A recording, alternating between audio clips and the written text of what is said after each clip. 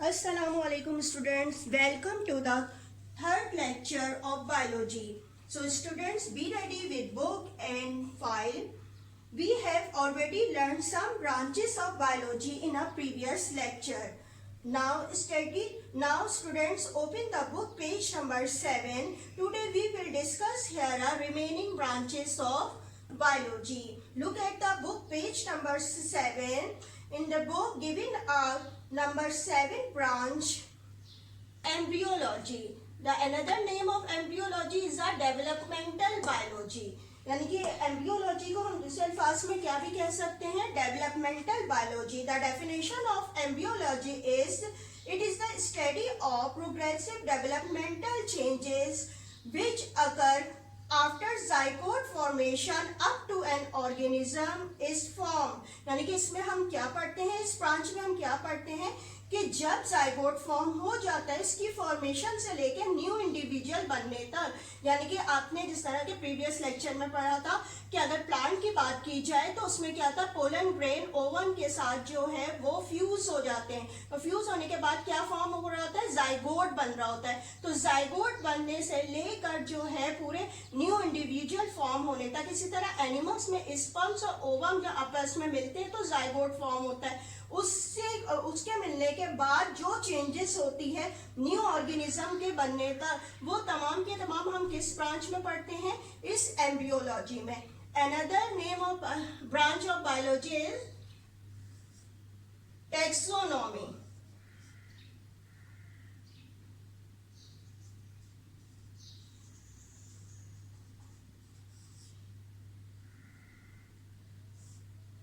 Taxonomy. अब ये इसकी डेफिनेशन क्या होगी, it deal with the description, identification, classification and scientific naming of living organism according to their similarities and dissimilarities. यानी कि हम इसमें क्या पढ़ते हैं, जो एनिमल्स की या प्लांट्स की हम क्लासिफिकेशन करते हैं, यानी कि उनके नेम रखे जाते हैं. किस बेस पे रखते हैं, किस बेस पे क्लासिफिकेशन करते हैं, सिमिलरिटीज की वजह से या डिससिमिलरिटी. फॉर एग्जांपल, जिस तरह के अगर कोई एनिमल जो है वो कहाँ पे रह रहा है, टेरेस्ट्रियल एनवायरनमेंट पे रह रहा होता है, तो वो क्या है, वहां पे वो कैसे सर्वाइव कर रहा है, उसमें क्या क्या कैरेक्टरिस्टिक्स मौजूद है जो कि अगर वाटर में रहने वाले एनिमल्स हैं उनसे किस तरह डिफरेंस है. सारी बात है, जो टेरेस्ट्रियल एनिमल्स है उसमें क्या है, वहां पे उनके लिम्स मौजूद है, फोर लिम्स, हाइंड लिम्स, जिसकी वजह से मूव करते हैं. जबकि वाटर में जो रहने वाले एनिमल है उनमें फिन्स मौजूद होते हैं जिसकी वजह से वो स्विम कर रहे होते हैं. तो इस जो है कोई करेक्टर बेस बना के या तो उसके सेम करेक्टर की वजह से जो इसको जो है वो एक ग्रुप में रख रहे होते हैं, और फिर जो है हम अलग क्यों कर रहे होते हैं, क्योंकि वो बिल्कुल कुछ करेक्टर्स हमें बिल्कुल अलग नजर आ रहे होते हैं जिसकी बेस पर हम अलग से उनको रखते हैं, यानी कि क्लासिफाई करते हैं. ये भी आपके नेक्स्ट चैप्टर्स में एक आएगा, पूरा चैप्टर है जिसमें कि ये मुख्तलिफ एनिमल्स और प्लांट की क्लासिफिकेशन के बारे में स्टडी करेंगे.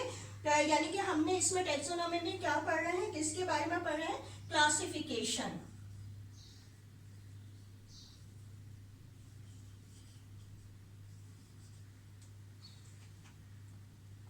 Another branch of biology is the genetics.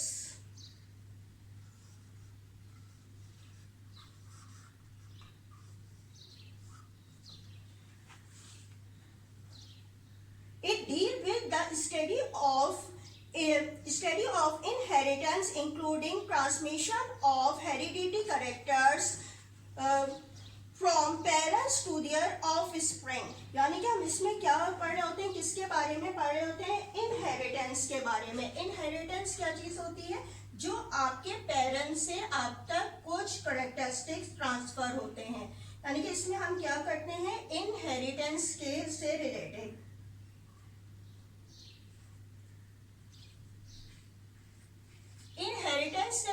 हम इसमें स्टडी करते हैं कि पेरेंट्स से आप तक कुछ कैरेक्टरिस्टिक जो ट्रांसफर हो रहे हैं वो कौन से हैं, वो किस तरीके से ट्रांसफर हो रहे हैं. यानी कि डीएनए वगैरह का नेम सुना होगा, उसके जरिए कैरेक्टरिस्टिक्स ट्रांसफर होते हैं आप तक. यानी कि अगर पेरेंट्स के हेयर का कलर जो है वो ब्लैक है तो आपके भी जो है जो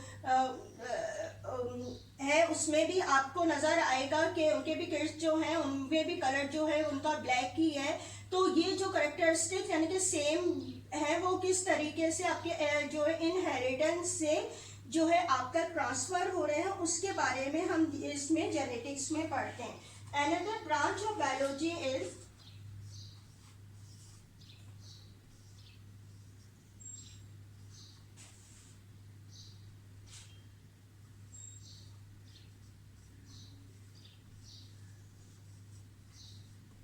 पैलियोंटोलॉजी। अब ये पैलियोंटोलॉजी क्या होता है? It is the study of animal and plant that live in remote past and are now found are fossils in the rock.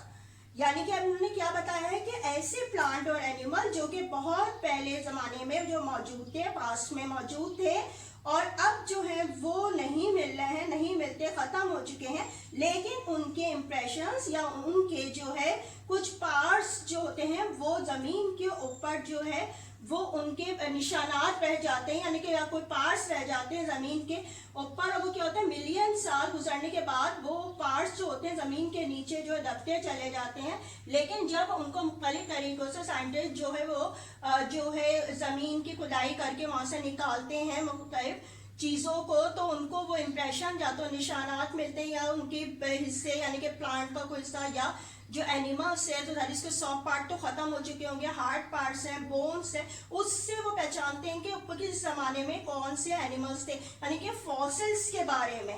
Basically ये जो पूरा प्रोसेस हो रहा होता है एनिमल के इंप्रेशंस मिलते हैं, ये क्या है, इनके फॉसिल्स के बारे में जो है वो जो नॉलेज हमें मिल रही होती है वो किस ब्रांच में मिल रही होती है, ये पैलेंटियोलॉजी कहते हैं। अब इसकी another branches of palaeontology are divided into the 2 more branches, यानी कि इसको हम जो है 2 मजीद ब्रांचेस में डिवाइड करते हैं, यानी कि किसको, पैलेंटियोलॉजी को मजीद 2 ब्रांचेस में they can be divided into the 2 branches. एक कहलाती है इसमें पैलियो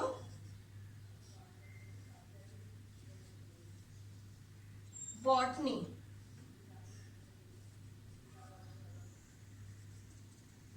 ठीक है। एक इसमें कौन सी ब्रांच कहलाती है, पैलियो बॉटनी, और एक को क्या कहा जाता है,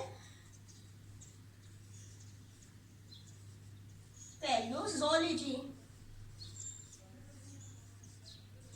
अब जैसे कि नेम से जाहिर हो रहा है कि आप पहले भी बॉटनियोलॉजी के बारे में पढ़ चुके हैं कि पैलियो बॉटनी में हम क्या करेंगे, it is the study of plant fossil, यानी कि सिर्फ प्लांट फॉसिल्स के बारे में रिसर्च की जाती है, मालूमात हासिल की जाती है। और पैलियोजोलॉजी क्या होता है, इसमें हम क्या करते हैं, एनिमल्स के जो फॉसिल्स होते हैं उनके बारे में जो है हम स्टडी करते हैं।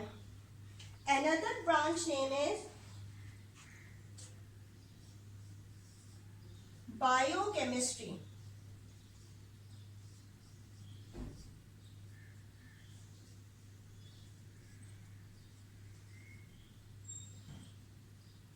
अब इसमें क्या होता है, it deals with the chemistry and chemical aspect of the living organism, यानी कि हम ऐसे केमिस्ट्री के बारे में पढ़ते हैं जो हमारे लिविंग सिस्टम में जो मुख्तलिफ किस्म के जो के केमिकल्स आपस में रिएक्शन करने के बाद जो चीज बन रही है उसके बारे में मालूमात करते हैं। फॉर एग्जांपल जैसे प्लांट में जो है फोटोसिंथेसिस का प्रोसेस हो रहा है, कार्बन डाइऑक्साइड और वाटर जो वो लेने के बाद जो है उनमें केमिकली प्रोसेस होने का ग्लूकोज फॉर्म हो रहा है। इसी तरह हमारे अंदर जो है ऑक्सीजन और जो हम फूड जो हम खा रहे होते हैं तो केमिकल रिएक्शन होने के बाद जो एनर्जी प्रोड्यूस हो रही है वो किस तरीके से हो रहा है उसके बारे में जो है हम इस बायोकेमिस्ट्री में पढ़ते हैं। इसके बाद अनदर ब्रांच नेम है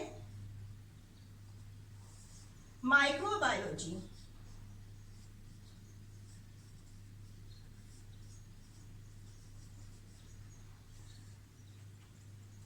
It deals with the study of microorganism, microscopic organism such as a virus or bacteria etc. यानी कि इसमें हम वो ऑर्गेनिज्म के बारे में पढ़ते हैं जो they cannot be seen by naked eye, they can be seen only by microscope। यानी कि हम इसमें किसके बारे में पढ़ते हैं, माइक्रो ऑर्गेनिजम्स के बारे में पढ़ते हैं।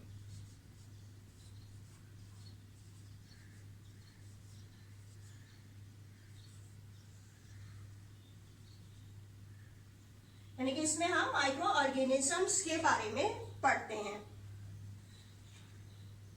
इसके बाद अनदर ब्रांच नेम है बायोटेक्नोलॉजी।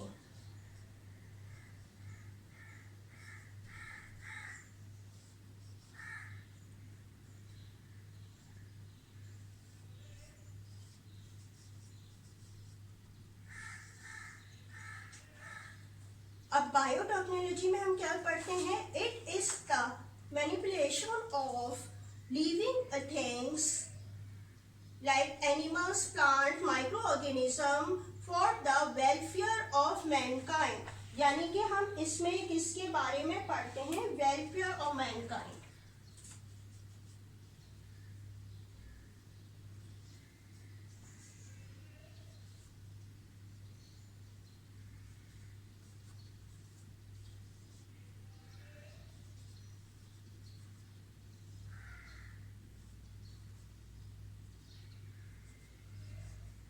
यानी कि हमारी जिंदगी में हमारे लिए क्या फायदामंद चीजें हासिल हो सकती हैं बायोलॉजी के पढ़ने से, कि हमें किस तरीके से कौन सी ऐसी टेक्निक है जिसके ज़रिए से हमें जो है मुख्तलिफ किस्म के जो है इम्पोर्टेंस फूड जो है वो मिल सकती हैं। लाइक जिस तरीके से मुख्तलिफ किस्म के, आपको पता है कि इस टेक्नोलॉजी को यूज़ करते हुए, बायोटेक्नोलॉजी को यूज़ करते हुए हम जैसा यूगेट हासिल कर रहे हैं, चीज़ मिल रही है हमें, ब्रेड है, इंसुलिन या मुख्तलिफ किस्म की एंटीबायोटिक बनाई जा रही है इंसानी फ़ायदे के लिए, जो मुख्तलिफ किस्म के काम हो रहे हैं, ये हम सब के सब जो किस में पढ़ते हैं? बायोटेक्नोलॉजी में। इसके अलावा आप देखेंगे बुक में आपके page number, look at the book page number 8। Some other branches given in the page number 8.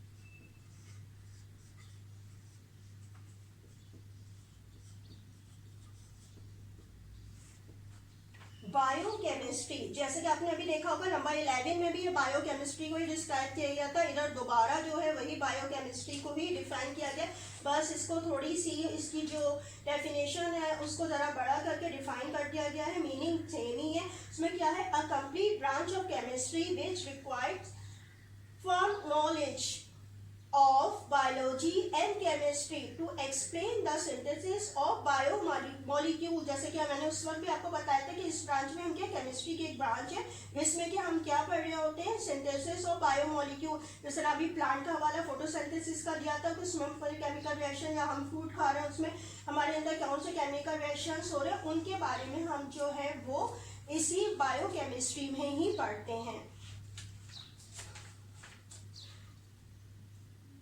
इसके बाद another branch name is biophysics.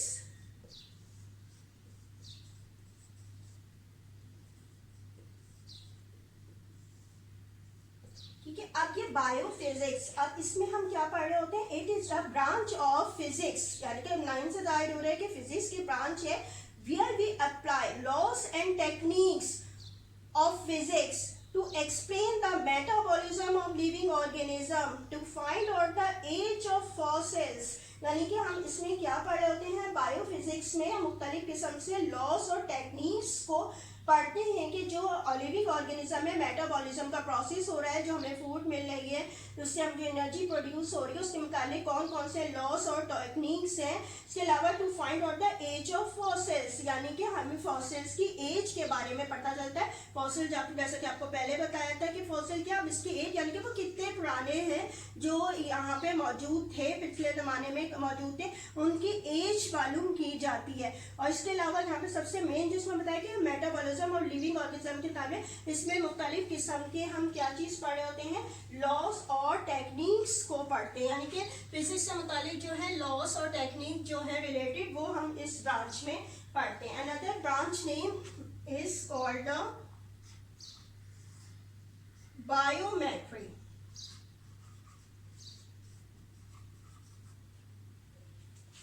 It is a branch of mathematics where data and measurements related to living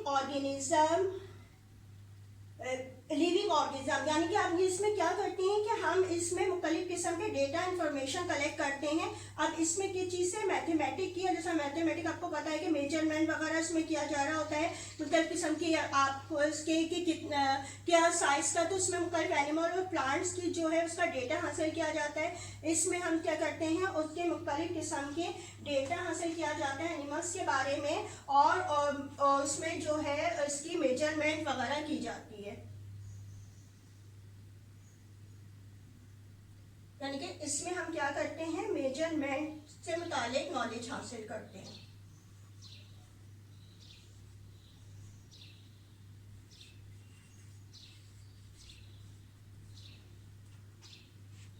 ठीक है, किसमें हम किसकी बात कर रहे हैं, ये बायोमेट्री। इसके बाद अनदर ब्रांच नेम इज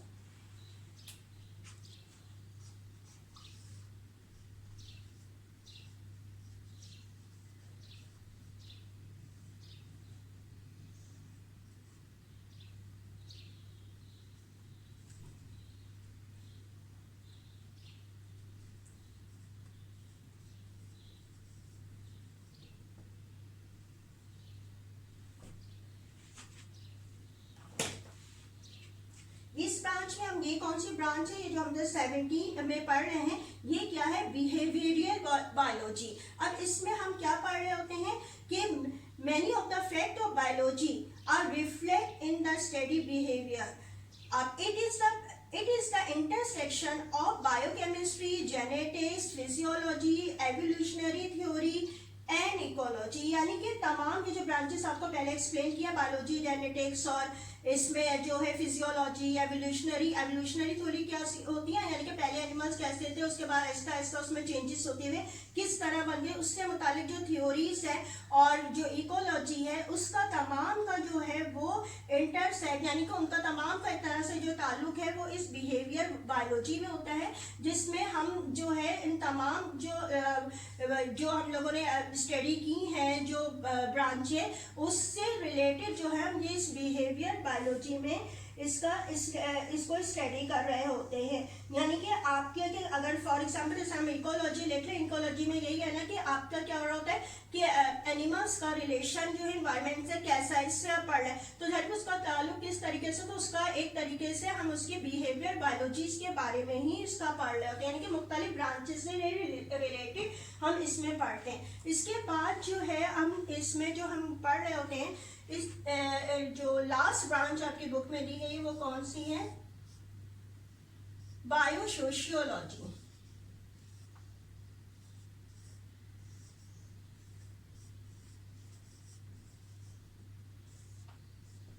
अब biosociology the study of behaviour, specially social behaviour, also connect biology to the social science and humanities. यानी कि हम इसमें क्या करते हैं, आमतौर पर कि अपनी लाइफ के मुतालिक जानते हैं, और इसका कि हम अपने आप के मुतालिक ज़्यादा बेहतर तौर पर हम जान सकते हैं कि हम किस तरीके से जो यहाँ पे रह रहे हैं उसका हमारा दूसरे जो है लोगों से किस तरीके से उसका रिलेशनशिप है, यानी कि इसमें हम जो है लोगों से मिल के यानी कि किस तरीके से ज़िंदगी गुजार रहे हैं, उन हालात का मुकाबला कर रहे हैं, इसमें हम इसके मुतालिक जो है नॉलेज हासिल करते हैं। यानी कि हम कह सकते हैं जो तमाम ब्रांचेस हमने पढ़ी हैं, finally we can say the biology is related with each branch of science. यानी कि बायोलॉजी के साथ जो आपने पढ़ा है कि बायोलॉजी का ताल्लुक साइंस की हर ब्रांच से है, यानी कि जो भी अब हम ब्रांच पढ़ते हैं उससे इसका ताल्लुक है। I hope you will understand this topic of branches of biology. Moving onward the homework. ये क्लास 9 अब होमवर्क की तरफ आते हैं। अब इसमें आपको जो पहले आप लिख चुके थे ब्रांचेस ऑफ बायोलॉजी, वही क्वेश्चन का आंसर कंटिन्यू चल रहा है, इसका कोई न्यू क्वेश्चन नहीं है। आप लोगों ने 6 तक इकोलॉजी तक आई होप लिख चुके होंगे, अपने फाइल में बना चुके होंगे, पेजेस में सही कंटिन्यू रखिएगा। नंबर 7 जो है एम्ब्रियोलॉजी की हेडिंग होगी, इसके बाद ये ग्रेक एम्ब्रियन, ये नहीं लिखना ब्रैकेट वाला, और जो स्लैश डाल के या और करके अब डेवलपमेंटल बायोलॉजी, ये दोनों हेडिंग आएगी। इसके बाद इट इज़ अ स्टडी से लेकर आप फॉर्म तक इन्वर्टेड कॉमर्स में लिखेंगे, फिर टेक्स्ट और डेफिनेशन स्टाइल में जिस तरह लिखा जाता है। इसके बाद नंबर जो है वो 7 के बाद 8 है टेक्सोनॉमी। टेक्सोनॉमी में भी आप स्टार्ट करेंगे inverted commas here a deal and the close the inverted commas dissimilarities, यहाँ तक आप लिखेंगे इन्वर्टेड कॉमास में। उसके बाद जेनेटिक्स में आ जाए नंबर 9, ये आपने ए डील से लेके ऑफस्प्रिंग तक कॉपी कर लेना है। इसके बाद ये है प्लेंटोलॉजी, अब इसमें भी आपने स्टार्ट करना है ए डील से लेके फॉसिल्स ऑफ रॉक, यहाँ तक आपने इन्वर्टेड कॉमर्स क्लोज करके पहले तो इसकी डेफिनेशन स्टाइल में लिख लेंगे। अच्छा, इसके बाद इसकी जो सब हेडिंग भी आएगी, यानी कि आपने जो हेडिंग डालनी है ब्रांचेस ऑफ पैलेंटोलॉजी, यानी कि इसकी ब्रांचेस लिखना है, उसको ए और बी करके लिख दीजिए, क्योंकि यहाँ पे 1 2 3 चल रहे हैं ना। तो अब इसमें यहाँ पे क्या करेंगे, पैलियोबॉटनी और पैलियोजोलॉजी को डिफाइन करेंगे। पैलियोबॉटनी में आप लिखेंगे it is the study of plant fossil, और इसके बाद पैलियोजोलॉजी स्टडी ऑफ एनिमल फॉसिल्स, यानी कि ए और बी करके इसको कर लेंगे, क्योंकि ये हमारी 10 ब्रांच जो है वो एक्सप्लेन हो रही है। इसके बाद नेक्स्ट पेज पे आ जाइए। इसके बाद नेक्स्ट पेज पे आप देखेंगे नंबर 11 पे जो है वो बायोकेमिस्ट्री है, इसकी पूरी आपने इन्वर्टेड कॉमर्स में लिखना है। फिर माइक्रोबायोलॉजी है, इसको इन्वर्टेड कॉमर्स में लिखे। नंबर 12 हो गई। नंबर 13 है आपका बायोटेक्नोलॉजी। बायोटेक्नोलॉजी आपने इट इज द से स्टार्ट करना है इन्वर्टेड कॉमर्स, और सेकेंड लाइन की वेलफेयर और मैनकाइंड इन्वर्टेड कॉमर्स क्लोज, ठीक है। 13 हो गई। इसके बाद देखें biology and other branches other sciences के बारे में बताया गया। इसको आप यानी कि 13 के बाद जो है आपके ऑन वर्ड ये कंटिन्यू रहेंगी बायोकेमिस्ट्री वगैरह। इसको थोड़ा डिटेल में जो मैं आपको दूसरी बुक से लिखवा रही हूँ, तो आप ये मैं बुक का पेज आपके सामने रख रहा हूँ, आपको इससे कॉपी कर लेना है। यानी कि आप क्या करेंगे कि नंबर 13 तक तो आपने अपने टेक्स्ट बुक से लिख लिए। इसके बाद ये जो आपको दिखाई दे रही है बायोकेमिस्ट्री, इसको इसी तरह नंबर 14 डाल के आपने इसको एक्सप्लेन करना है। आपको पता है बायोकेमिस्ट्री पहले लिख चुके हैं, लेकिन मैंने कहा था ये ज़रा डिटेल में, तो इसको भी आप लिखेंगे इसी तरह ये जो टिक वेविंग, ये पूरी लाइंस भी आपने कॉपी करनी है, उसकी एग्जाम्पल्स भी।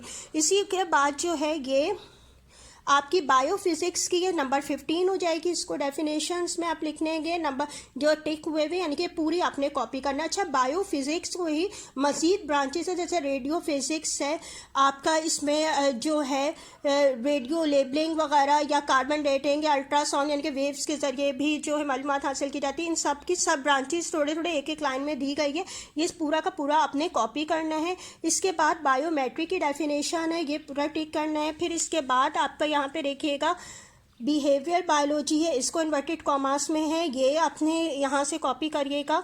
और फिर आपके जो यहाँ पे है बायो सोशियोलॉजी, ठीक है, ये यहाँ तक, यानी कि ये पूरी यहाँ तक आपने इसमें कॉपी कर लेना। ये आपने नहीं बनाइएगा ये बिल्कुल भी, यानी कि 18 ब्रांचेज जो आपको एक्सप्लेन हुई है वो आप इस पेज से जो है कॉपी कर लीजिएगा और अपने पास रखिएगा संभाल के उसी फाइल में, जो ऐसा कि आपको पहले बताया गया था, ठीक है। ये आपका होमवर्क है जो आपने कंप्लीट करना है। I hope you have understand the branches of biology and homework. We will meet in the next class. अल्लाह हाफिज़।